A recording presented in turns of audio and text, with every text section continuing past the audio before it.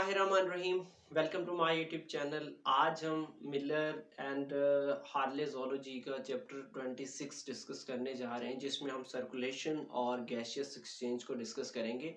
ये चैप्टर तो इतना बड़ा नहीं है, ठीक है, लेकिन थोड़ा मुश्किल है क्योंकि इसमें सारी सर्कुलेशन दी गई है और गैसियस एक्सचेंज दी गई है। ओके, तो उसमें एक्चुअली ये चीज़ तो आपको पता है कि सर्कुलेशन में हम किसकी बात करेंगे कि ब्लड सर्कुलेट कैसे करता है, या जो वर्टिब्रेट्स और इनवर्टिब्रेट्स दोनों को कैटेगराइज करें तो जिसमें फ्लूइड्स, हीमोलिम्फ या सिलोमिक फ्लूइड्स या ब्लड ये कैसे सर्कुलेट करते हैं, और फिर उनमें गैसेस एक्सचेंज कैसे होता है, कार्बन डाइऑक्साइड कैसे मतलब रिमूव होता है और ऑक्सीजन एनिमल कैसे गेन करते हैं। ओके, तो देखो, ये जो फर्स्ट लेक्चर है जिसमें हम आज डिस्कस करेंगे ट्रांसपोर्ट सिस्टम इनवर्टिब्रेट्स में कैसे होता है। अब इनवर्टिब्रेट्स में यही चीज़ है, प्रोटोजोआ है, स्पॉन्ज हैं, प्लेटी एलिमेंट्स हैं, नेडेरियंस हैं, मोलस्कन्स हैं, ये सारे के सारे इनवर्टिब्रेट्स हैं। इनमें ट्रांसपोर्ट कैसे होता है कि मटेरियल को कैसे ट्रांसपोर्ट किया जाता है, या जो भी वेस्ट मटेरियल या एटसेट्रा जो भी न्यूट्रिएंट्स वगैरह, इन सबको कैसे ट्रांसपोर्ट किया जाता है। तो चलें इस चीज़ को स्टार्ट करते हैं, और अगर आप लोगों ने मेरे चैनल सब्सक्राइब नहीं किया तो इसको सब्सक्राइब कर लें। ओके, अब हम फर्स्ट स्टार्ट करते हैं किससे, प्रोटोजोआ से। फर्स्ट है प्रोटोजोआ। आपको पता है प्रोटोजोआ क्या होती हैं, स्मॉलर इन साइज होती हैं, उनका जो साइज है वो स्मॉलर होता है, इस वजह से सरफेस टू वॉल्यूम रेशियो उनका क्या होता है, हाई होता है। मतलब ये कि अगर ऑर्गेनिज्म स्मॉलर होगा तो उसका सरफेस एरिया क्या होगा, ज्यादा होगा। अगर सरफेस एरिया ज्यादा होगा तो एक्सचेंज ऑफ गैसेस भी क्या होगा, ज्यादा होगा। ठीक है, एनवायरनमेंट के साथ उनका कांटेक्ट ज्यादा से ज्यादा होगा। ओके, अब इनमें जितनी भी सारी जो ट्रांसपोर्ट सिस्टम है वो उनके प्लाज्मा मेम्ब्रेन के जरिए होता है, या फिर उनका जो मेजर यूनिट है वो क्या है, साइटोप्लाज्म है। ठीक है, कि मतलब एक्सचेंज ऑफ गैसेस एनवायरनमेंट और जो उनका एनवायरनमेंट के साथ सेल मेम्ब्रेन के जरिए होता है, और उनका साइटोप्लाज्म है। एनवायरनमेंट से सेल मेम्ब्रेन के जरिए साइटोप्लाज्म में सारा फंक्शन परफॉर्म किया जाता है, जो भी फूड है सारा यूज किया जाता है, बाकी वेस्ट मटेरियल ड्रॉप आउट कर दिया जाता है। ओके, तो मतलब इनमें सिंपल सिस्टम होता है, और इनमें कौन सा सिस्टम है, वो सिंपल डिफ्यूजन होता है। ये सारा का सारा जो मैकेनिज्म है वो किसके जरिए होता है, सिंपल डिफ्यूजन के जरिए होता है। ओके, अब नेक्स्ट क्या चीज है कि स्पॉन्ज क्या होती हैं। ठीक है, अब देखो स्पॉन्ज आप लोगों ने पढ़ा था कि ये फाइलम पोरीफेरा से बिलोंग करती हैं। ओके, अब क्योंकि इनमें पोर्स मौजूद होती हैं, अब उन्हीं पोर्स के जरिए ये क्या करते हैं, अपना सर्कुलेशन करते हैं, गैसेस एक्सचेंज होता है, ट्रांसपोर्ट होता है। अब ये पोर्स दो टाइप के होते हैं, एक होते हैं ऑस्टिया और दूसरा ऑस्कुलम होता है। ठीक है, अब ऑस्टिया के जरिए एक्चुअली इनकी बॉडी के अंदर वाटर इंटर होता है, जिसमें न्यूट्रिएंट्स वगैरह दूसरे सारी चीजें इस्तेमाल होती हैं। ठीक है, इस वजह से हम कहते हैं कि एक्सटर्नल एनवायरनमेंट के जरिए इसका डायरेक्ट कांटेक्ट होता है, वहां से फूड वगैरह चीजों को क्या करता है, कैप्चर करता है। ठीक है, इंटरनल इसमें सिस्टम मौजूद नहीं होता, जैसे हम बात करें हमारे ब्लड वेसल्स वगैरह। ओके, तो ऐसा इसमें कोई सिस्टम मौजूद नहीं होता। ऑस्टिया के जरिए वाटर, न्यूट्रिएंट सारी चीजों को ये गेन करते हैं, और उसके बाद ऑस्कुलम से क्या कर देते हैं, रिमूव आउट कर देते हैं। ओके, अब इसी तरीके से नेक्स्ट है नेडेरियंस। नेडेरियंस की बेस्ट एग्जांपल एक्चुअली क्या है, हाइड्रा। अब हाइड्रा में क्या होता है, गैस्ट्रोवास्कुलर कैविटी मौजूद होता है। अब ये गैस्ट्रोवास्कुलर कैविटी की एग्जांपल कुछ ऐसे है, मैं कंप्लीट डायग्राम तो आपको पता है यहाँ बनाना मुश्किल है, लेकिन मैं कोशिश कर रहा हूँ। ठीक है, तो ऐसा समझ ले कि ये इसमें ये जो ये सारी कैविटी है, इस कैविटी का नाम क्या है, गैस्ट्रोवास्कुलर कैविटी। ठीक है, अब इस गैस्ट्रोवास्कुलर कैविटी के जरिए मतलब जो जो भी इसके इस कैविटी के अंदर क्या आता है, सारा फ्लूइड वगैरह जो भी न्यूट्रिएंट्स वगैरह वो बाहर से आते हैं, और सारा सिस्टम एक्सचेंज होने के बाद वेस्ट मटेरियल जो भी है, ठीक है, उसे क्या किया जाता है, बॉडी से रिमूव आउट किया जाता है। अब एक चीज ये है कि इसमें इनकम्प्लीट डाइजेस्टिव सिस्टम होता है, मतलब do not have complete digestive system. ठीक है, अब कंप्लीट डाइजेस्टिव सिस्टम दो तरीके से होता है कि उसमें माउथ और एनस मौजूद हो। क्या मौजूद हो, माउथ और एनस। अब इस केस में सिर्फ क्या मौजूद होता है, माउथ मौजूद होता है, एनस नहीं है, टू ओपनिंग्स मौजूद नहीं है। तो इस वजह से ये क्या है, इनकम्प्लीट डाइजेस्टिव सिस्टम है। माउथ के जरिए पार्टिकल्स को इनटेक करते हैं, सारा सिस्टम हो जाने के बाद फिर माउथ से ही क्या करते हैं, उनको रिमूव आउट कर देते हैं। ओके, अब नेक्स्ट क्या चीज है, अब मैं फर्दर बात करूं तो ये जो इसमें वाटर या जो भी फ्लूइड होता है वो इसके हाइड्रोस्टैटिक स्केलेटन को भी मेंटेन करने के काम आता है। ओके, अब नेक्स्ट वन इज द प्लेटी हेलिमेंथिस। प्लेटी हेलिमेंथिस को कॉमनली हम किसका नाम देते हैं कि ये फ्लैट फॉर्म्स होती हैं। अब इनमें गैस्ट्रोवास्कुलर कैविटी होता है जिसमें ब्रांचेस होती हैं। ओके, प्लेटफॉर्म्स है, ठीक है, ये प्लेटी हेलमेंथिस से बिलोंग करती हैं। इनमें क्या होता है कि कैविटी, गैस्ट्रोवास्कुलर कैविटी मौजूद होता है। अब उस गैस्ट्रोवास्कुलर कैविटी की फिर छोटी छोटी ब्रांचेस होती हैं। एक्चुअली ये जो ऑर्गेनिज्म होती हैं स्मॉलर इन साइज होती हैं, तो इसमें जो भी मटेरियल जो होंगे वो स्मॉल मटेरियल होंगे, स्मॉलर इन साइज होंगे, उनकी ब्रेक डाउन होगी, उनकी मेटाबॉलिज्म होगी और उनको फर्दर ट्रांसपोर्ट किया जाएगा। अब जो लार्जर मॉलिक्यूल है, लार्जर मतलब पार्टिकल्स हैं, वो यहाँ डाइजेस्ट नहीं होंगे। ओके, इसमें क्या होता है कि स्मॉलर ब्रांचेस होती हैं और जो डिफियन, क्योंकि उस ब्रांचेस की वजह से इनमें जो डिफियन ऑफ मटेरियल है वो भी क्या हो जाता है, इजी हो जाता है। ओके, अब नेक्स्ट है सोडोसिलोमेट्स। अब सोडोसिलोमेट्स मतलब ऐसे मतलब ऑर्गेनिज्म है जिसमें जो सिलोम है वो बॉडी कैविटी प्रॉपर नहीं पाई जाती। ओके, एक होता है सिलोमेट्स जिसमें प्रॉपर बॉडी कैविटी पाई जाती है। सोडोसिलोमेट्स में पाई तो जाती है लेकिन वो ट्रू बॉडी कैविटी नहीं होती, ठीक है, प्रॉपर बॉडी कैविटी नहीं होती। और थर्ड होते हैं एसिलोमेट्स जिनमें बॉडी कैविटी मौजूद होती नहीं है। वो एक्चुअली मेसेनकाइमल सेल्स या पैरेन्काइमल सेल्स की बात करो, मेसेनकाइमल सेल्स, तो उनके जरिए वो क्या होता है, कवर्ड होता है मेसोडर्मल टिश्यूज। ओके, उनकी मदद से। अब नेक्स्ट क्या चीज है कि इनमें सिलोमिक फ्लूइड मौजूद होता है। अच्छा, इससे पहले बता दूं कि भाई इसमें कौन कौन आ जाते हैं, रोटिफर्स आ जाती हैं, रोटिफर्स आ जाती हैं, नीमाटोड्स आ जाती हैं और गैस्ट्रोट्राइकस, ये चीजें इसमें आ जाती हैं। ये मतलब ऑर्गेनिज्म आ जाते हैं इससे बिलोंग करने वाले। ओके, अब इनमें क्या चीज है कि सिलोमिक फ्लूइड पाया जाता है और परफॉर्म मेनी फंक्शंस। अच्छा, मैं एक चीज आप लोगों को बता दूं कि सिलोमिक जो फ्लूइड है ये ट्रांसपोर्ट का काम तो करती है, लेकिन उसके साथ साथ भाई ये हाइड्रोस्टैटिक स्केलेटन को भी मेंटेन करती है। उसके अलावा सर्कुलेटरी सिस्टम की बात तो हम कर ही रहे हैं कि ये फ्लूइड्स, न्यूट्रिएंट्स वगैरह को ट्रांसपोर्ट करता है। और उसके अलावा ये आपको पता है कि स्पर्म्स और एग को भी स्टोर करता है जब मैच्योरेशन आती है, और वेस्ट मटेरियल के रिजर्वायर के तौर पर भी काम करता है। और इवन ये कि और भी ऐसे बहुत सारे फंक्शंस हैं जो कि ये क्या करता है, परफॉर्म करता है। ओके, अब circulation occurs by simple diffusion. अब इसमें जो गैसेस एक्सचेंज है वो किसके जरिए होता है, सिंपल डिफ्यूजन के जरिए। मतलब जो मटेरियल है वो किस किस कौन से मैकेनिज्म के तहत डिफ्यूज होता है, जो भी मटेरियल है वो सिंपल डिफ्यूजन के जरिए डिफ्यूज होता है। मतलब functions, transport system simple diffusion के जरिए होती है। अब उसके बाद ये शायद आपको यहाँ नजर ना आ रहा हो, मोलस्कस, मैं इसको ऊपर करके यहाँ लिखता हूँ।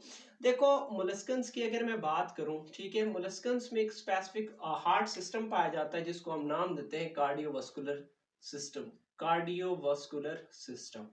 अब ये जो cardiovascular system in the case of molluscans है, ये क्या करता है कि भाई इसमें जो ये ब्लड को पंप करता है। ब्लड इसमें क्या होता है कि हीमोलिम्फ होता है, ठीक है, lymph, haemolymph.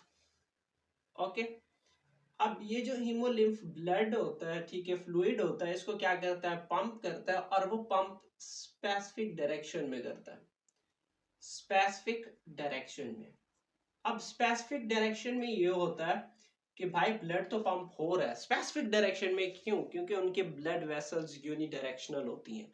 Because there blood vessels are unidirectional, that's why there heart pumps the blood in a specific direction. Okay, इनमें हार्ट मौजूद होता है, कार्डियोवास्कुलर सिस्टम मौजूद होता है, लेकिन इनके ब्लड्स क्या होती हैं, यूनिट ब्लड वेसल्स यूनिडायरेक्शनल होती हैं। इस वजह से जो उनका ब्लड है या जो उनका लिम्फ है, जो फ्लूइड है, वो स्पेसिफिक डायरेक्शन में मूव करती है। ओके, अब उसके बाद नेक्स्ट क्या चीज है, देखो दो तरह की सर्कुलेटरी सिस्टम होती है।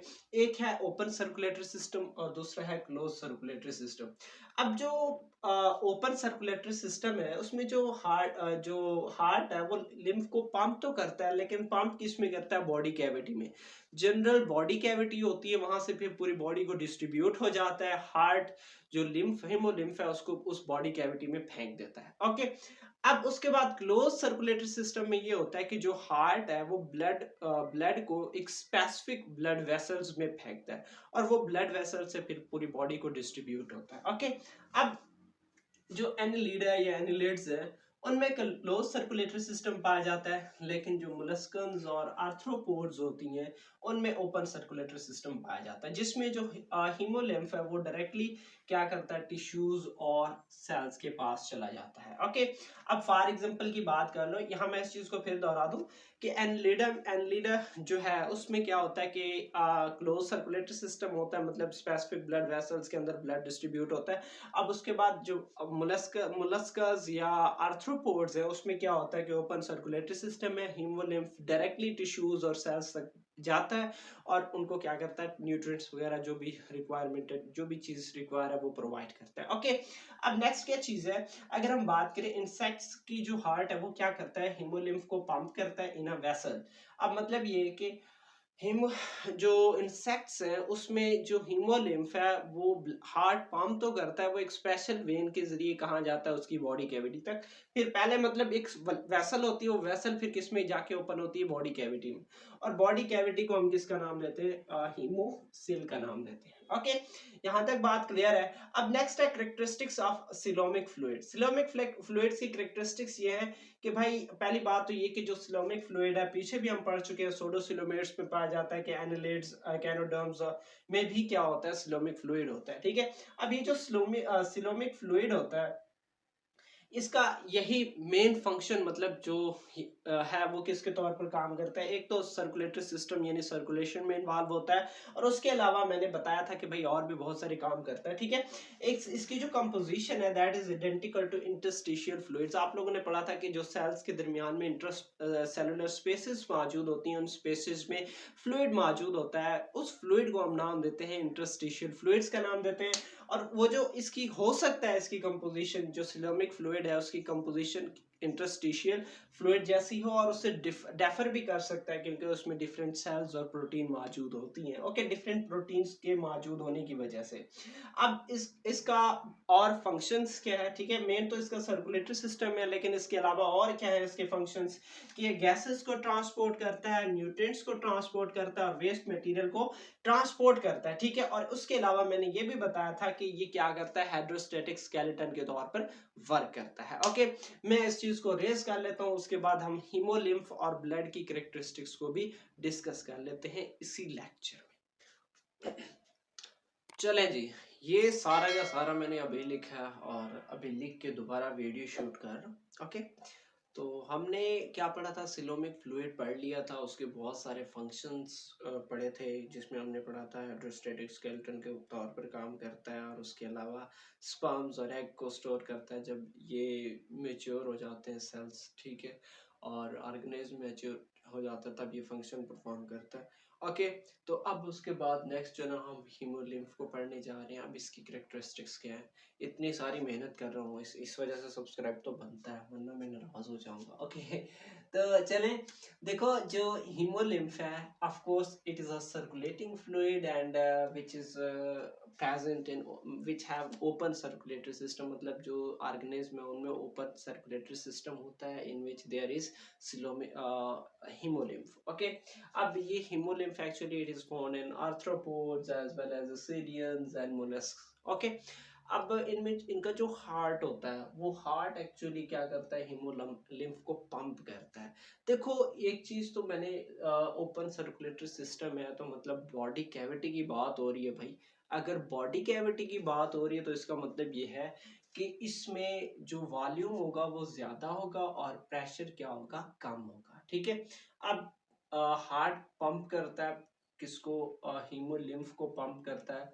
अब उस हीमोलिम्फ का जो प्रेशर होगा वो कम होगा और वो क्या करेगा, ब्लड वेसल से मूव करेगा, और ब्लड वेसल से मूव करते करते वो कहाँ पहुंचेगा, टिश्यूज तक पहुंचेगा, जिनको आपने होमो साइट्स का नाम लिया था। ओके, अब आगे क्या होता है कि इसका वॉल्यूम तो हाई होता है लेकिन प्रेशर क्या होता है, कम होता है। अच्छा, इसके फंक्शंस कौन से हैं, कि भाई ये मूवमेंट में भी इन्वॉल्व होता है। ठीक है, हाइड्रोस्टैटिक स्केलेटन को के तौर पर भी फंक्शन कर सकता है, और उसके अलावा ये गैसेस की ट्रांसपोर्ट के लिए भी इस्तेमाल होता है, न्यूट्रिएंट्स को भी ट्रांसपोर्ट करता है, वेस्ट मटेरियल्स को भी ट्रांसपोर्ट करता है। ये सारे फंक्शंस किसके, हीमोलिम्फ के। अच्छा, ये जितने भी फंक्शंस थे ये इसके सर्कुलेटरी फंक्शंस थे, मतलब सर्कुलेशन में इन्वॉल्व होता है। अब सर्कुलेशन के अलावा भी इसके बहुत सारे काम है इस हीमोलिम्फ के। फॉर एग्जांपल अगर मैं बात करूं कि जो मोल्टिंग है एक डाइसिस, ठीक है, जब इंसेक्ट्स या जो इंसेक्ट्स नॉर्मली जब उनकी वो ओल्ड क्यूटिकल रिमूव हो रही होती है, रिप्लेस हो रहा होता है न्यू, तब जो ना ये क्या करता है हीमोलिम्फ का प्रेशर मतलब उसमें मदद हेल्पफुल होता है, ठीक है। hemolymph, ठीक है, hemolymph pressure assists in molding of old cuticle and the inflation of wings को फैलाने के काम भी आता है। और इवन बात जंपिंग स्पैडर की आ गई है कि भाई जंपिंग स्पैडर में क्या होता है कि ये जो हीमोलिम्फ है ये हाइड्रोलिक मैकेनिज्म के तौर पर काम करता है कि प्रेशर जनरेट करता है, और उस प्रेशर की बेस पे क्या होता है इनके जो लिम्स है वो एक्सटेंड हो जाते हैं ऐसे, ओके। लिम्स की एक्सटेंशन में ये जो हाइड्रोस्टैटिक प्रेशर है वो हाइड्रोलिक मैकेनिज्म के तौर पर वर्क करता है, ओके। अब नेक्स्ट जो हीमोसाइट्स हैं, ठीक है। अब ये जो हीमोसाइट्स हैं एक्चुअली हीमोसाइट्स बहुत सारे मतलब सेल्स ऐसे होते हैं कि